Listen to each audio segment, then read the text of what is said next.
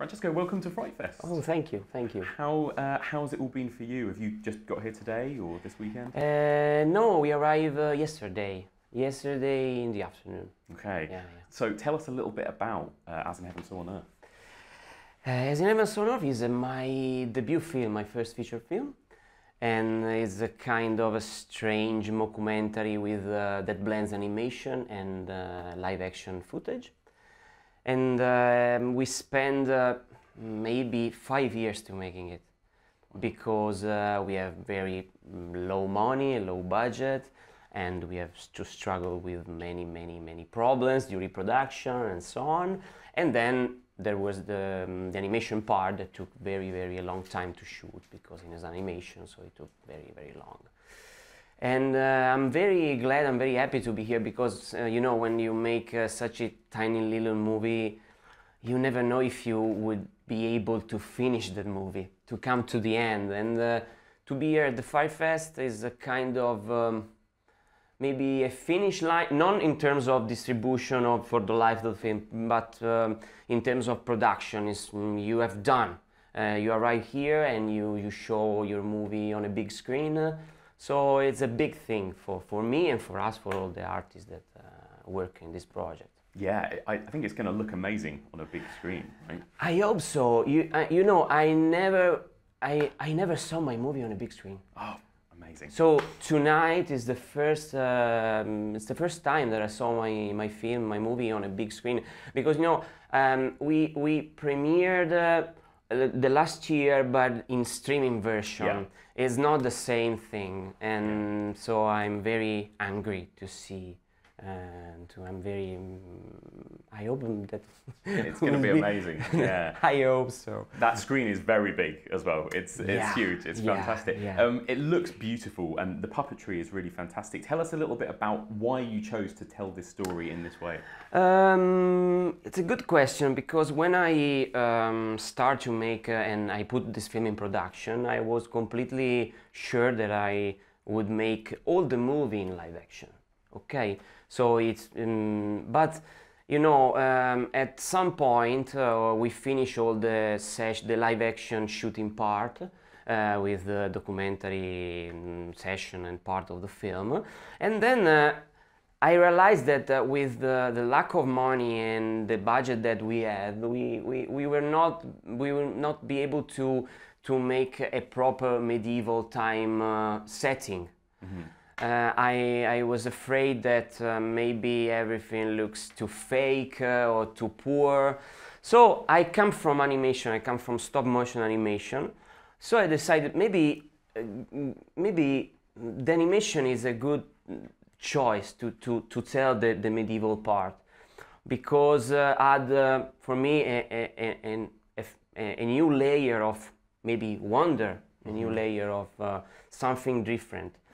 And so I decided to make some tests, but I know that if I shoot this part in stop motion, I have to shoot for maybe 5 years, another 5 years, or 6 years, because we have 45 minutes of animation, so it's a long time, particularly from stop motion.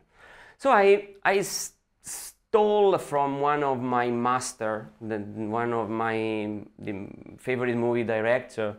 It's Jim Henson, and I stole this strange kind of, you know, when you cannot put an hand inside a puppet because it's too small, you can move it from outside and use a rod or sticks, whatever. So I take this idea and maybe I blend with some kind of detail that I use when I animate in stop motion, and I make this sort of strange animation. Fantastic. And then that's mixed with, like you say, kind of mockumentary. It reminds me a bit of found footage, horror movies, that kind of thing. What made you want to use that sort of technique? I always loved the mockumentary. I remembered when I saw the Blair Witch Project in a movie theater at the time, I was very impressed.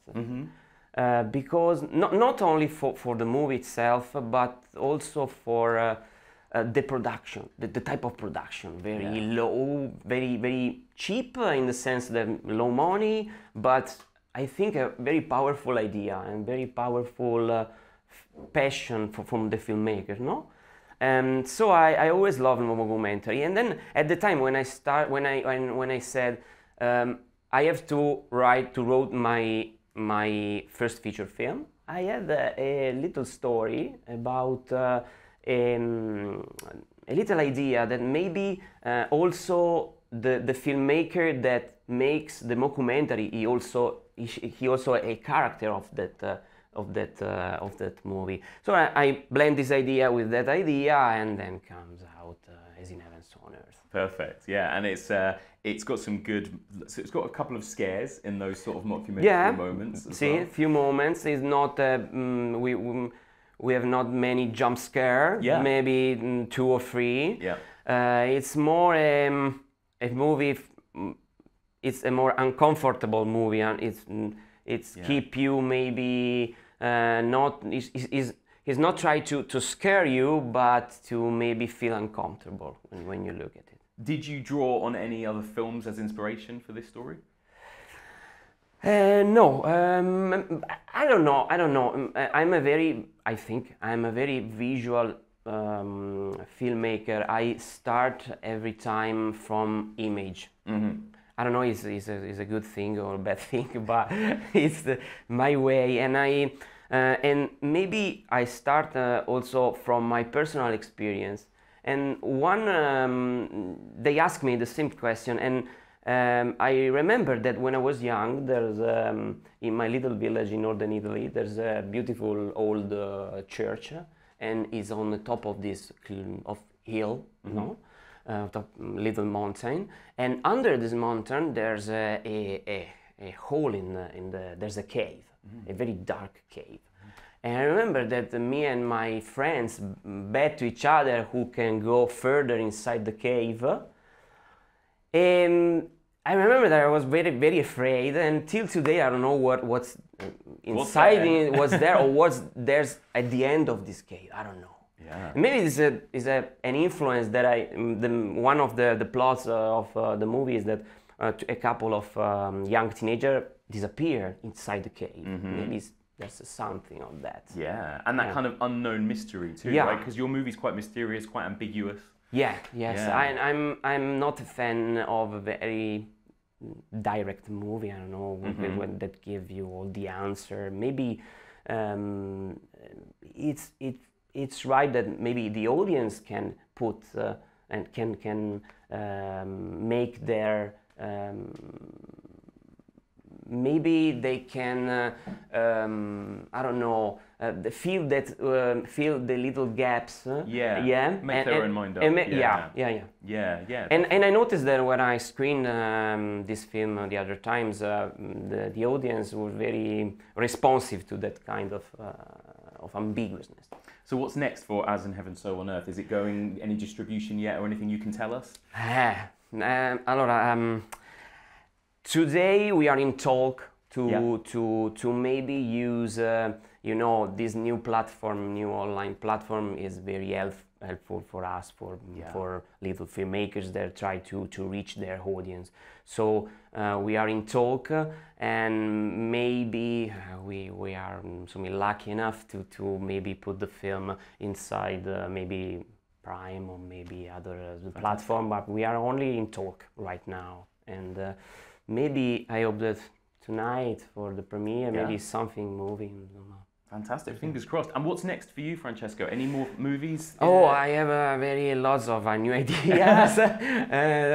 The difficult part is making this new idea, and I'm working on 3 different idea and different movie, mm-hmm. And one is maybe too ambitious movie, is a very big movie. It's a blockbuster. It's some kind of kaiju movie in Rome. It's too expensive. And then I have maybe a little idea that maybe. Fantastic, can't wait. Thank you very much. Oh, thank you.